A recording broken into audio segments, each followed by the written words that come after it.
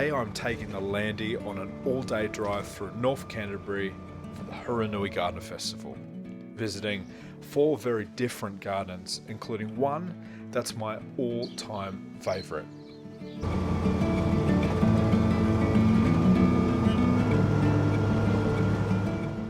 It's not about ticking boxes, it's about slowing down, enjoying the journey, and finding something beautiful along the way.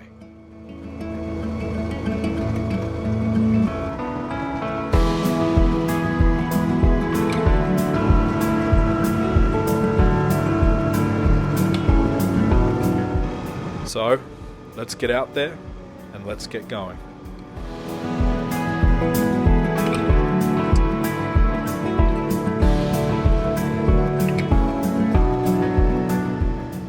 Okay, so we've just arrived at garden number 1, the Blue House here in Amberley, and this is one I'm particularly looking forward to seeing. I've never been here before, heard a lot of great things, seen a lot of good photographs, so yeah, really excited. Let's go for gold and get in there.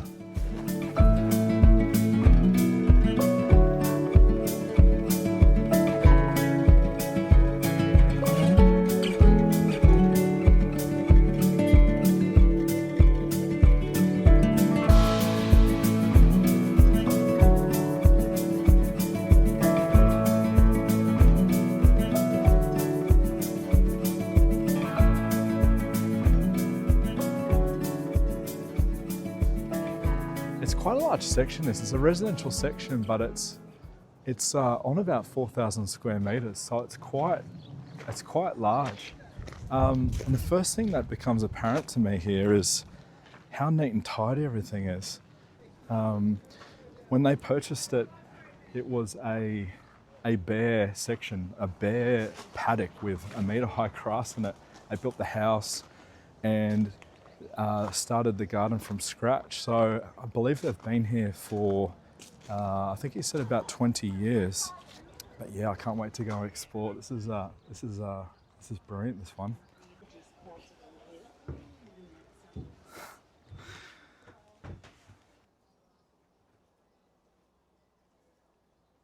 Is this not the cutest potting shed you've ever seen in your life?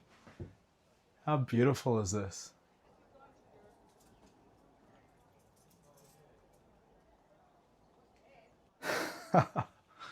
This is amazing.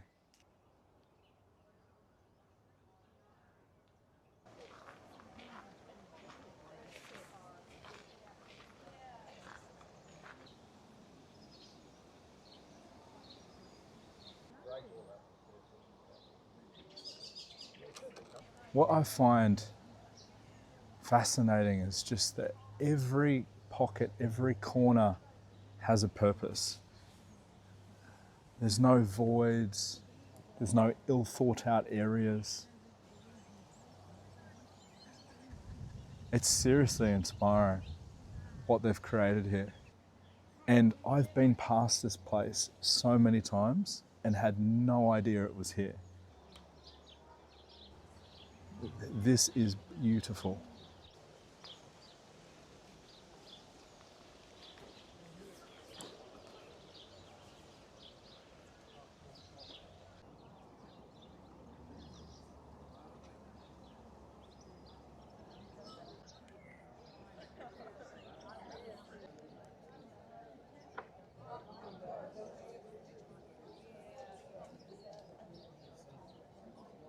Well, I've got to say, I could quite happily sit in this garden for hours. It is just beautiful. That's a real credit to the owners here. And the setting and the house, sometimes you'll see a garden that doesn't match the house. This all mixes beautifully.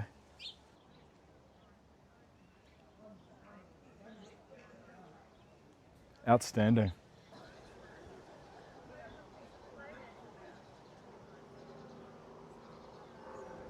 Well, that is the Blue House at Amberley. On to the next one. I tell you what, What a garden to start with. Heck, these other ones better have their stuff in order. No, I'm looking forward to the next couple, so what a great start.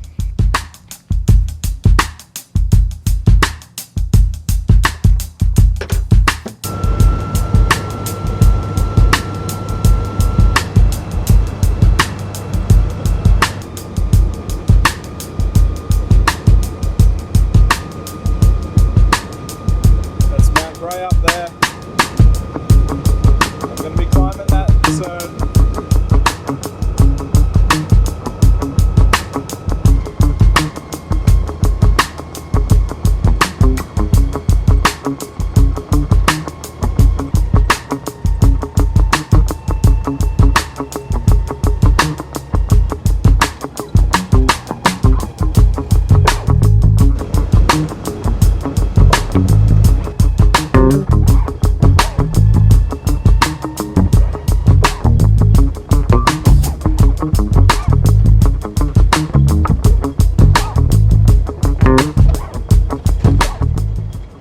Okay, so we are at the second garden, Iron Ridge Quarry, and I'm looking forward to looking at this one because it's just that, it's a garden in a quarry.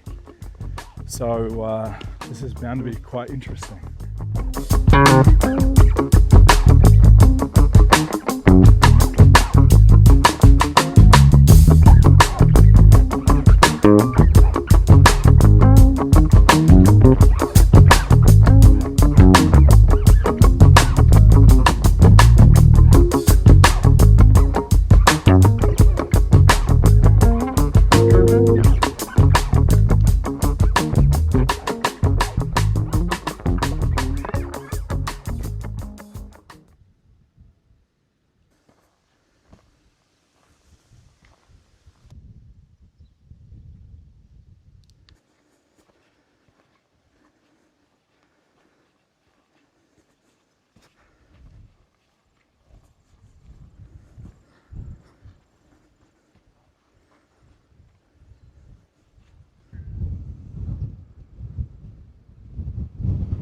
This is a garden that's all about sculptures and views. And everywhere you turn, it's not hard to see why. It's amazing.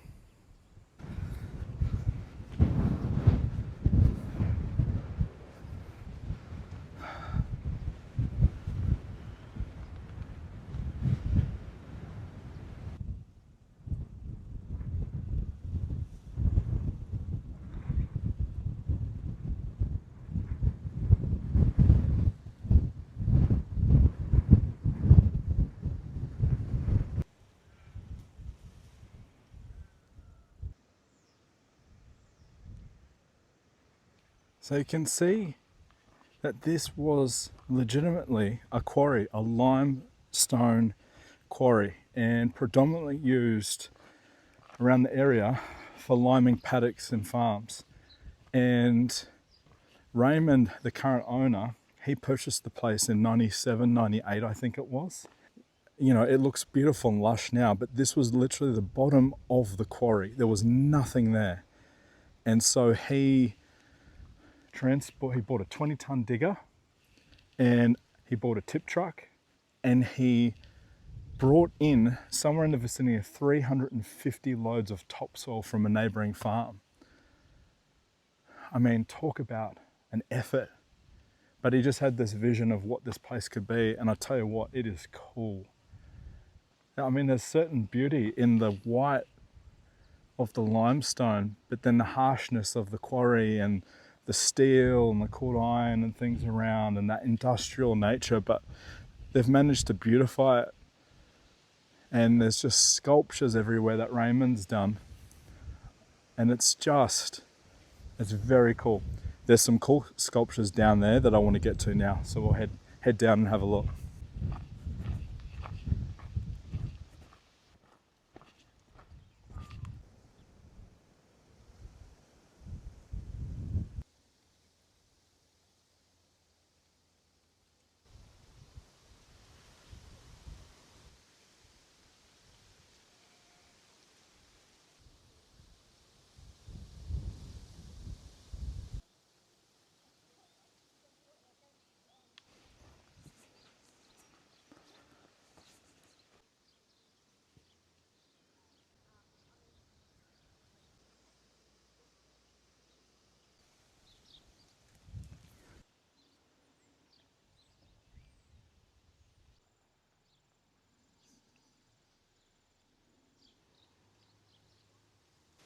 hard to wrap your head around the scale of this place. I mean, this was once a huge quarry, and those cliffs up there are just massive.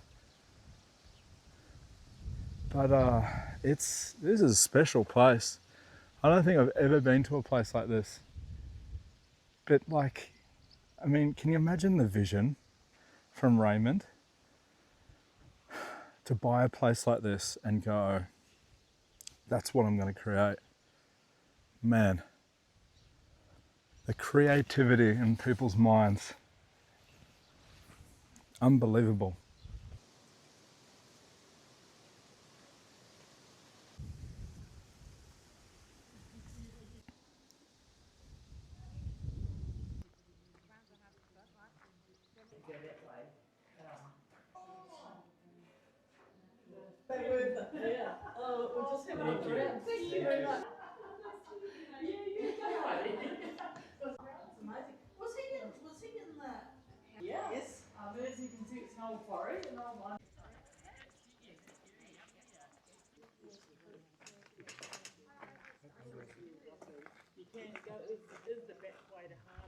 He's an artist, Raymond.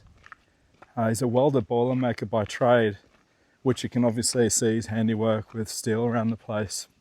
And he's just a tinkerer, and I was talking to his party Heidi just then, and he just has this knack for being super creative and just knowing what's going to look right. And apparently he came up here, purchased the place, knew exactly the vision for it, loved it, fell in love with it, the buildings.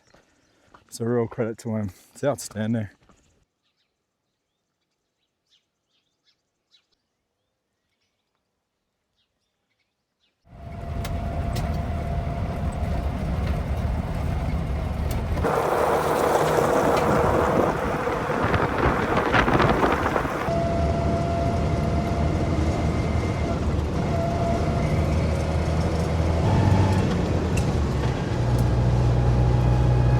Power!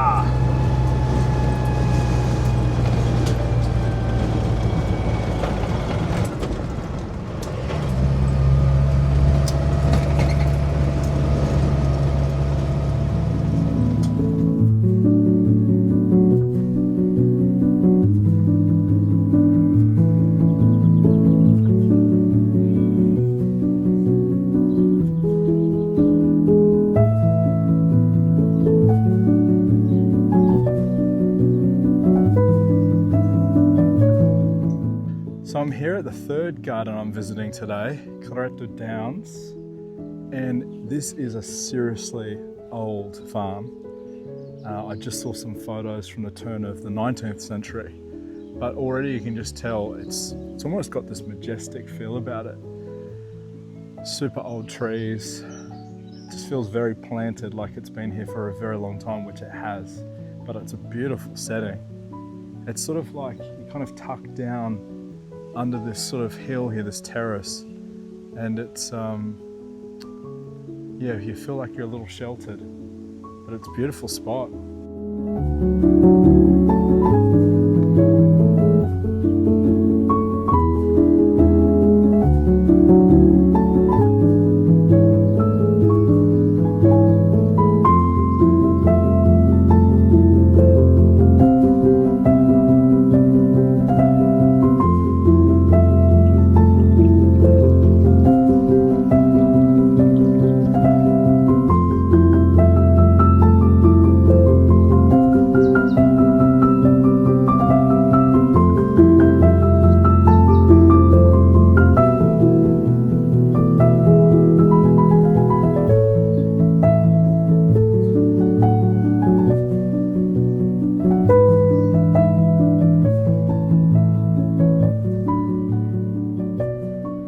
This garden is full of these beautiful meandering paths all through the thick planting here, and there's a bunch of rhododendrons and camellias, and then just on the other side of this you've got this massive expansive lawn in front of the house. It's this really cool contrast.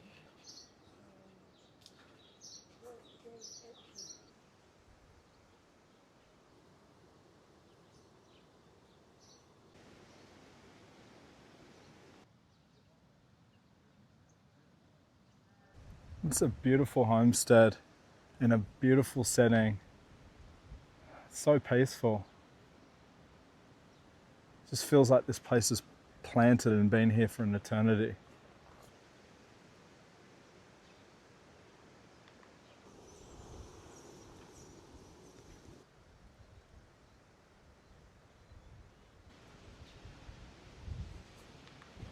There's something cool about coming to these gardens, especially when they're part of a working farm like this. And Flaxmere, which I'm going to next, is the same way. But I was just chatting to the owners and saying how, giving them lots of praise and saying how resilient they are. It just seems like every year, just before the Hurunui Garden Festival, we have some big wins and they're in full cleanup mode, days or a week beforehand. It's just gut-wrenching for them. It must be so tough. And they all give each other a hand and clean up. And owner just said then, the third generation owner of this property, by the way, he just said he picked up 6 trailer loads of branches off the lawn alone, and they had to cut down some trees in part of the garden. Big effort, but I mean, it's a stunning place, beautiful spot. But man, these people pour their hearts into these gardens. It's very, very cool.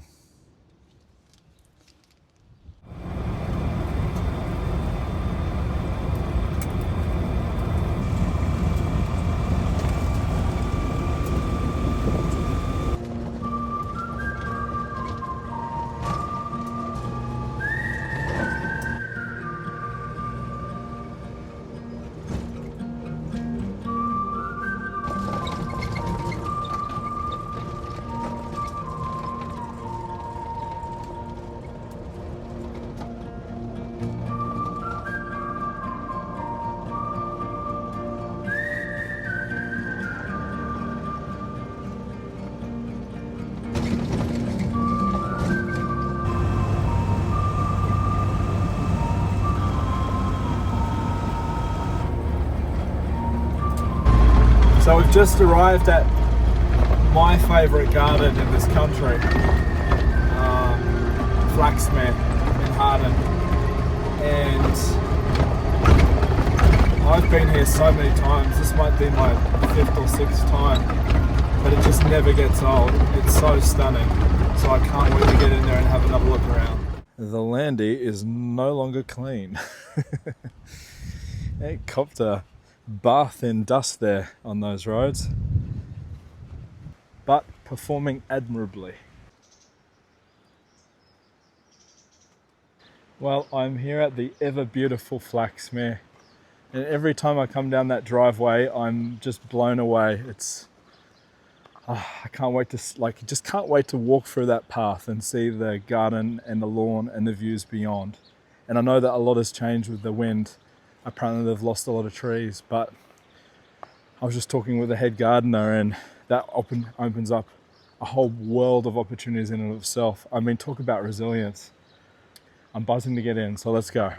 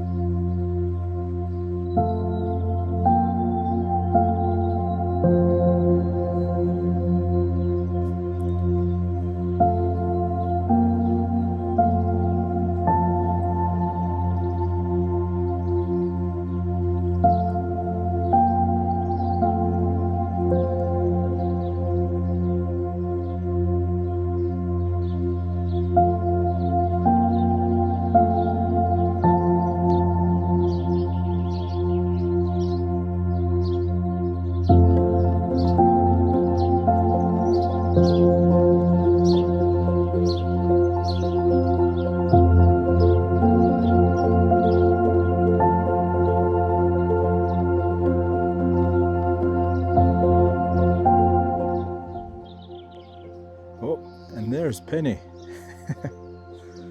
There is Penny Zeno, the owner, creator of this entire garden. Well, I'm currently in Penny's naturalistic garden, I'm pretty sure is what she calls it. And it's filling out really, really nicely. I couldn't make it here last year. And the year previous, this was in its infancy. I think it had just been planted or in the process of being planted. Jemima, who does a lot of the gardening here for Penny, or with Penny, I should say, designed this, picked out all the plants, and they actually raised and grew all of the plants you see here in-house in the nursery. So impressive. The reason why they went for this is it's sort of summer-proof, drought-proof, and it doesn't need any water. Everything here is really hardy and drought-tolerant. And this was like a nothing spot. In fact, this little pond that you see here was very difficult to see. And as you can see, they took out some willows or poplars there maybe to open up this space so that they could put this garden in. Because this was literally just part of the paddock. You see the paddock there with the hot tape set up. Well, that fence was back here on the side of this creek. They've done an outstanding job. It's looking really lovely.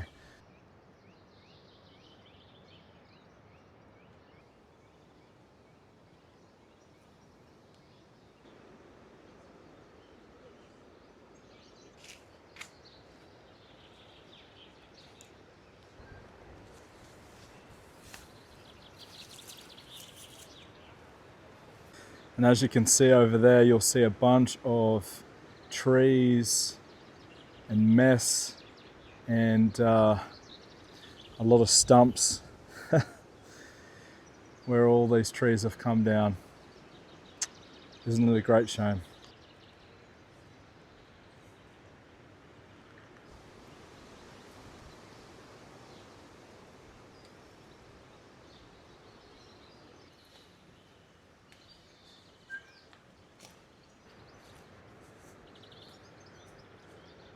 This is where they've lost a few trees, and you can see the piles and the logs in the paddocks there of all of, unfortunately, the trees that have fallen down the windstorm a week ago.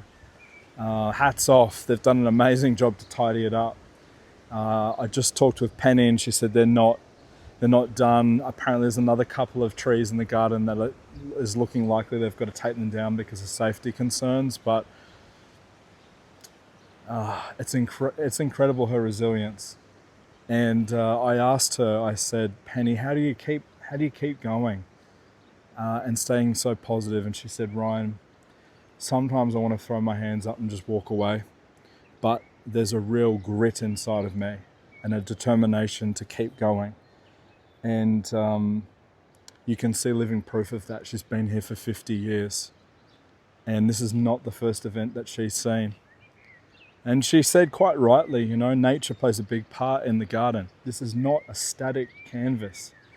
This is moving art in the garden. And you've just got to adapt to it and let it go and be free with it. And she certainly has done that in the past, and she'll do that again.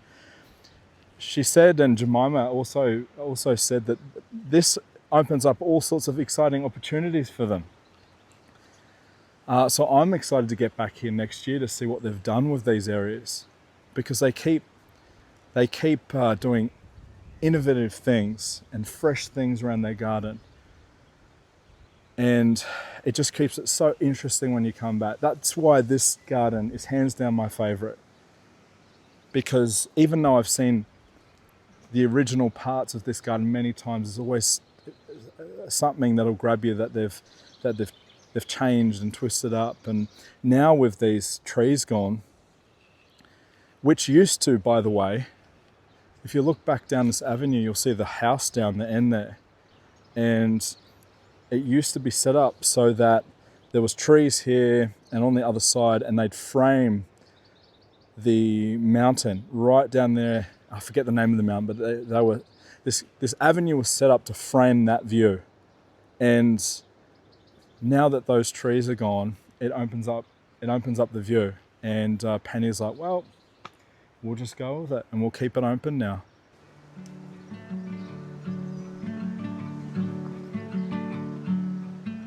It's amazing to see and amazing to talk to her.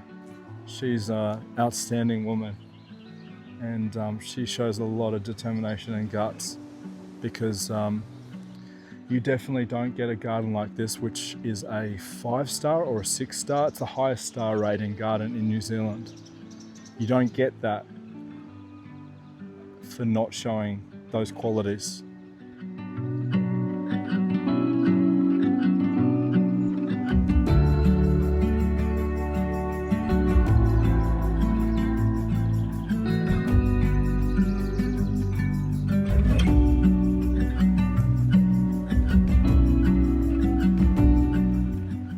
Well, that pretty much concludes things, and I'm going to head on home, take the Lenny back, which is done amazingly, by the way, today.